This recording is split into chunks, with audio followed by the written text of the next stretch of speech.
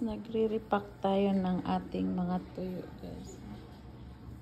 Isang ating mga tuyo, inirepack natin guys dahil nangamoy na ang aking freezer guys. So, isang lutuan sa isang balot guys.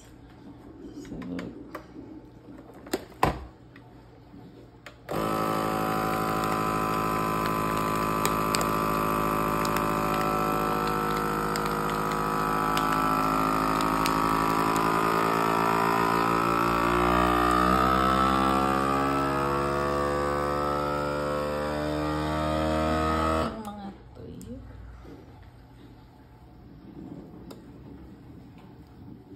guys, ito na ang aking inimpake guys na mga isang lutuan to guys, mga tuyo galing sa Pilipinas guys. Dami kasi kaming tuyong dala guys.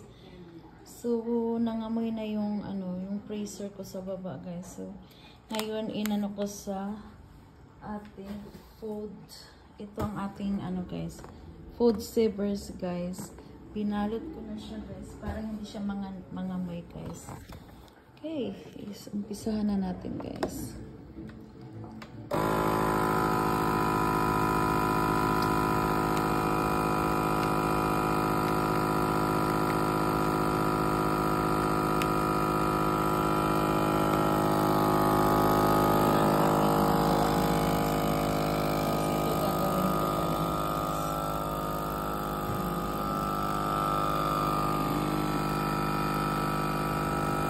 Vacuum and sealed na yan guys.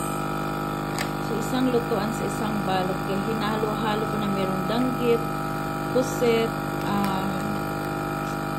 hinok, 1, 2, 3, 4, 5 6 na klase guys sa isang balot. So isang lutuan na yan guys. Paramihan kami na magluto guys dahil mangamoy kasi ang bahay guys. Kung summer okay lang, pero pag winter guys mangamoy kasi. Kaya sinasama-sama ko na lahat sa isang lutuan para meron kami mapagpilian guys. Okay, thank you guys. Bye. I love you.